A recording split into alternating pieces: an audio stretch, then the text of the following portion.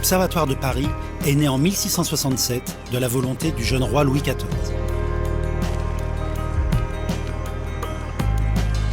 Le roi Soleil prend alors sous contrat les meilleurs scientifiques de son temps pour mettre leur savoir au service du pouvoir. L'astronomie va faire progresser la cartographie et la navigation. Grâce au ciel, le monarque espère faire de nouvelles conquêtes sur la Terre. Aujourd'hui, c'est le plus vieil observatoire au monde encore en activité. En ouvrant les portes de cet observatoire historique, nous entrons dans l'âge des mesures. Mesures du temps, qui deviennent de plus en plus précises. Mesures de l'espace aussi, à l'occasion de l'arpentage de la France, de la Terre et du système solaire. C'est aussi à Paris qu'a été lancé un projet gigantesque, dresser la première carte photographique du ciel entier. C'est une entreprise qui a mobilisé des générations d'astronomes et qui trouve aujourd'hui son prolongement avec le satellite européen Gaïa, parti recenser plus d'1 milliard d'étoiles dans notre galaxie, la Voie lactée. Caché au cœur de Paris, l'observatoire rassemble près de 250 astronomes venus du monde entier.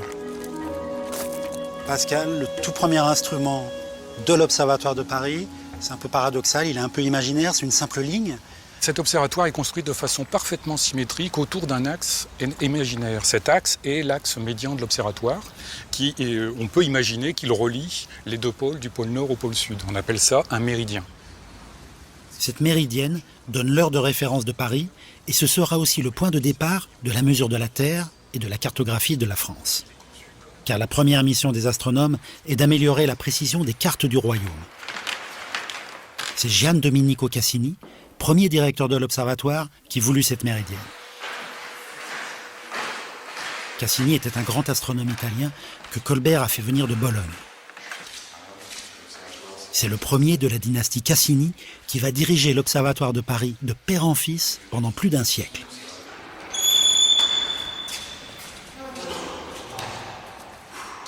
C'est un temple de la découverte ici, hein ?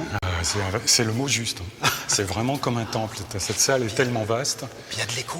Il y a de l'écho. Et... On a envie de parler doucement. Alors si elle est si grande, d'ailleurs, c'est pour accueillir cette ligne. La ligne méridienne dont on parlait voilà, le fameux tout à méridien. l'heure. Donc cette grande ligne qui s'étend sur toute la longueur de la salle, qui fait près de 32 mètres et 11 mètres de haut.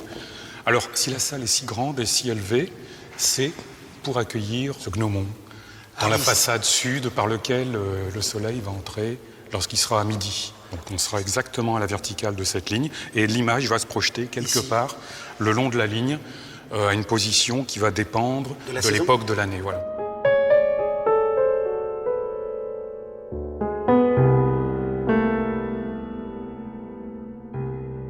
On avait installé ici une horloge dans cette salle, à côté de la méridienne, de sorte que chaque fois qu'on notait l'image du soleil qui venait se découper exactement donc, sur le centre de cette ligne, on en profitait pour remettre notre horloge à l'heure, en lui remettant les aiguilles sur midi.